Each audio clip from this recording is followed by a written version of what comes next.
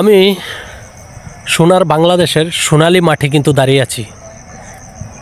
এই সেই সোনালী ফসল, যে ফসল আসলে কৃষক ভাইয়েরা অনেক কষ্ট করে কিন্তু ফলায়। তো আমরা যে কোনো কাজ করতে গেলে কিন্তু আমরা ত্যক্ত হয়ে যাই, বিরক্ত হয়ে যাই, বা আমরা কাজটা কিন্তু কন্টিনিউ করে রাখি না। তার জন্যে আসলে আমাদের ব্যর্থতা বেশি বেশি বরণ করতে হয়। আসলে সফলতা কাকে বলে, সফল কিভাবে হবেন, কিভাবে আপনি সফলতার দ্বার প্রান্তে পৌঁছতে পারবেন? এই যে মাঠগুলাতে দেখতে পাচ্ছেন, আমি একটু ঘোরাই ক্যামেরাটা, আপনারা যদি দেখেন যতদূর দেখা যাচ্ছে, এখানে কিন্তু আশেপাশের দৃশ্যটা যদি দেখেন, চতুর্দিকে কিন্তু ধানের ফসল। এই ফসলগুলা কিন্তু এমনি এমনি হয়ে যায় নাই। এগুলা কিন্তু প্রথমবার পানি আসছে, বন্যা আসছে, বন্যার কারণে এই জমিগুলার যেই চারাগুলা রোপণ করা হয়েছিল, সেই চারাগুলা কিন্তু আপনার ডুবে গিয়েছিল। ডুবে যাওয়ার ফলে চারাগুলা নষ্ট হয়ে যায়।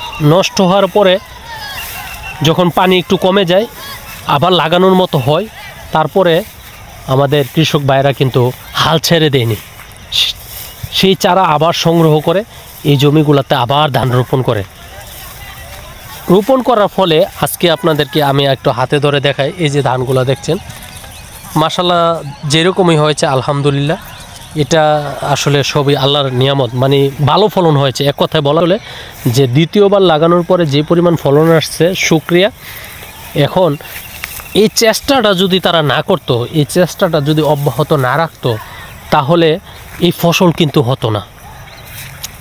এটা বোঝানোর একটাই মূল কারণ, আমরা ফেসবুকে অনেকেই কাজ করছি, বা অন্যান্য প্ল্যাটফর্মে কাজ করছি, বা অন্য যে কোনো জব করছি, অথবা যে কোনো চাকরি করছি, কোনো কাজই কিন্তু একেবারে পানির মতো সহজ না।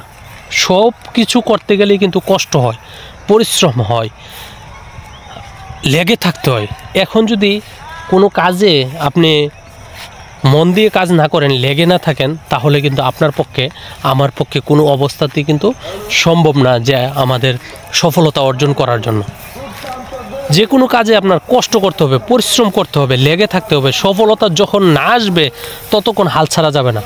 সফলতা আসার পর যখন আপনি দেখবেন যে আপনার ওইখান থেকে ভালো একটা বেনিফিট হচ্ছে, আপনি ওইখান দিয়ে ওই কর্ম করে আপনি মোটা অঙ্কের টাকা পাচ্ছেন, আপনি ওই কাজ করে ভালো পরিমাণ ইনকাম করতে পারছেন, সেই টাকা দিয়ে আপনার ফ্যামিলি, মা বাবা, ভাই বোন, ছেলে সন্তান সবাইকে নিয়ে, পরিজনদেরকে নিয়ে খুব ভালো চলছেন, তখন সেই কাজটা কিন্তু আপনি শুরু থেকে যেই পরিশ্রম করছেন তার চেয়ে বেশি পরিশ্রম করবেন।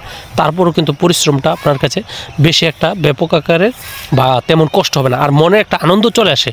যারা জব করে, চাকরি করে, জানেন যে দিন শেষে সারা দিন সবসময় ডিউটি করতে করতে ক্লান্ত, লাস্ট পর্যায়ে যখন হাতে স্যালারিটা চলে আসে, তখন কিন্তু মনে অনেক আনন্দ চলে আসে। তো আমি বলবো, আপনারা যারা যে অবস্থাতে, যে প্ল্যাটফর্মে আছেন, কাজ করেন, মন দিয়ে লেগে থাকুন। কে কি বললো না বললো এগুলো কান্না দিয়ে আপনাদের কাজের গতি এবং অ্যাক্টিভিটি রাখুন, ইনশাআল্লাহ সফলতার দ্বার প্রান্তে পৌঁছে যাবেন। সবাই